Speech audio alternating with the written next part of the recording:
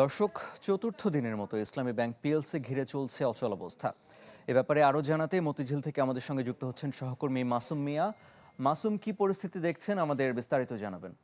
আরিফিন, আপনি বলছিলেন যে চতুর্থ দিনের মতো এই আন্দোলন, তবে দিনে দিনে কিন্তু এই আন্দোলনের এবং মানুষের সংখ্যা কিন্তু কমছে, অর্থাৎ আন্দোলনকারীদের সংখ্যা কমছে।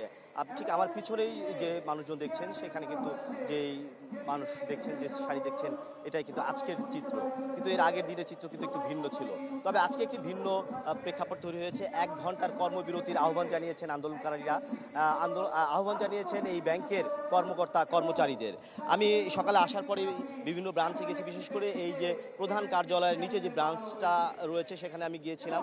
সেখানে যে দেখেছি প্রায় প্রতিটি ডেস্কেই কিন্তু খালি ছিল, অর্থাৎ গ্রাহকও ছিল না এবং যারা সেবা দেবে তাদের উপস্থিতি ছিল না। তবে যখন আমাদের উপস্থিতি কর্মকর্তারা টের পায়, তারা কিন্তু আবার সেই চেয়ারে বসতে শুরু করে দেখলাম। এবং তারা কিন্তু নিজেরা কথা বলছিল যে তারা 1 ঘন্টা কর্মবিরতিতে সায় দিচ্ছে এবং সেই কর্মবিরতি পালন করছে। কিন্তু আমরা যখন জিজ্ঞেস করছিলাম তখন কিন্তু তারা এটা অস্বীকার বলছিল যে তাদের সার্ভারের সমস্যা রয়েছে, এই জন্য আসলে তাদের আপাতত কাজ করছে না।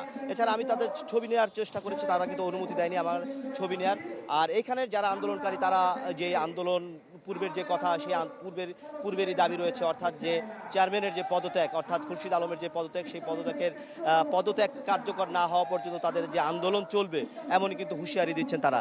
এছাড়া এই আন্দোলন কেন্দ্র করে কিন্তু পুলিশের উপস্থিতি এবং আইন শৃঙ্খলা রক্ষাকারী বাহিনীর কিন্তু সতর্ক অবস্থানেও কিন্তু রয়েছে, সব মিলিয়ে এখন পর্যন্ত আসলে উত্তপ্ত বলা যাবে না, তবে আন্দোলন যে চলমান এটা কিন্তু আপনারা দেখতেই পাচ্ছেন। আরিফিন। মাসুম, আপনাকে ধন্যবাদ।